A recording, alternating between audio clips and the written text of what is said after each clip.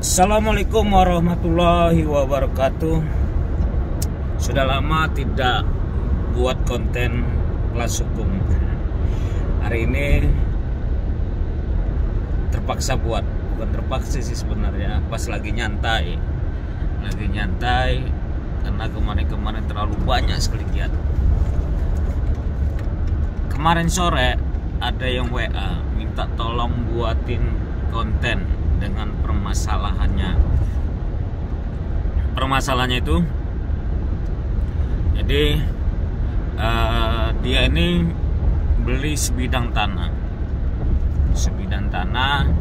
atas nama laki-laki.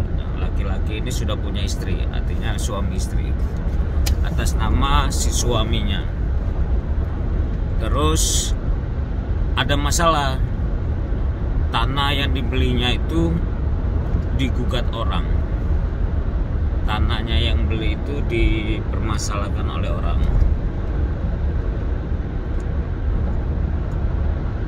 Akhirnya dia pakai pengacara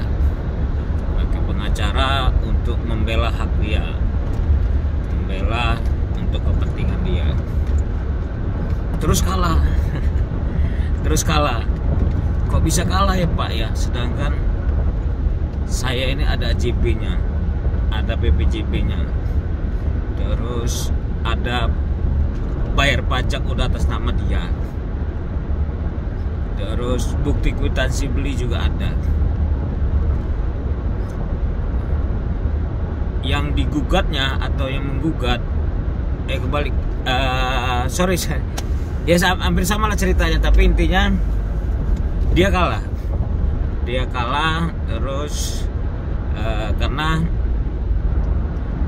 yang digugatnya itu yang punya tanah, sebenarnya bukan yang punya tanah, yang pernah menjual ke dia. Lu dia kan udah jual ke saya Pak, jual ke saya, terus sama dia dijualnya lagi, kok saya kalah, dia begitu. Akhirnya naluri saya sebagai pengacara timbul. Saya bilang ke rumah aja, bawa berkasnya. Kalau buat konten terkadang nggak sesuai kalau tidak melihat datanya.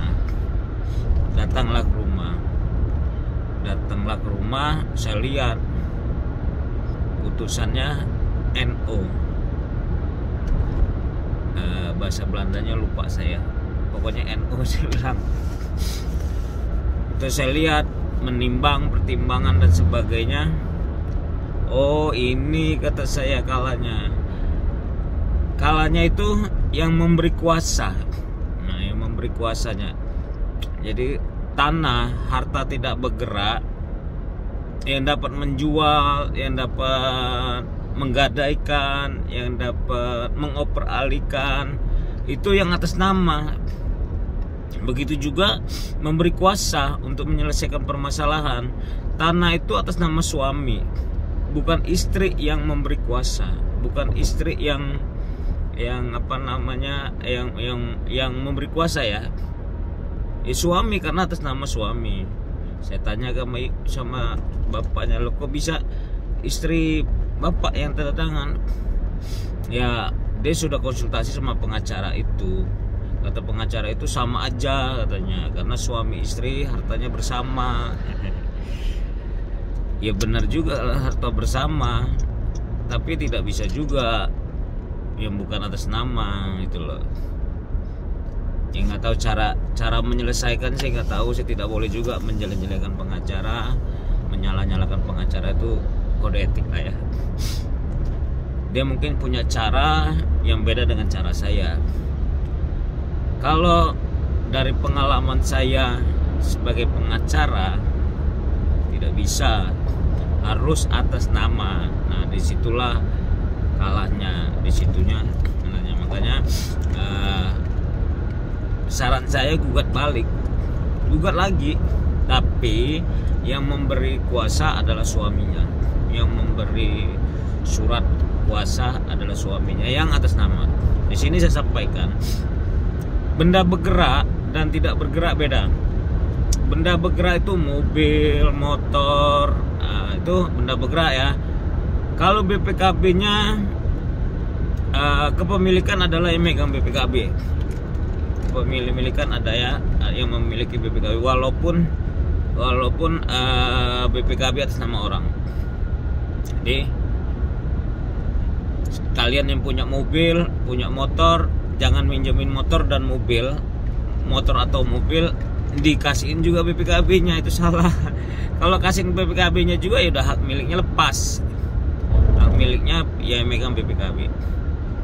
Ya, jadi saudara-saudaraku, di sini saya sampaikan, kalau kendaraan bergerak, benda bergerak, motor, mobil, ya bisa yang bukan atas nama yang punya BPKB. Tapi kalau benda tidak bergerak, rumah, tanah, kebun, sawah, itu tidak bisa jual bukan atas nama. Apabila ada masalah juga yang harus atas nama yang tanda tangan. Itu namanya benda tidak bergerak. Itu yang saya sampaikan. Jadi yang memberi kuasa adalah orang yang atas nama kalau benda tidak bergerak. Kalau bergerak boleh. Yang jelas yang megang BPKB. Ya, dasar itulah sampai kalah. Dasar itulah sampai ya tidak menang.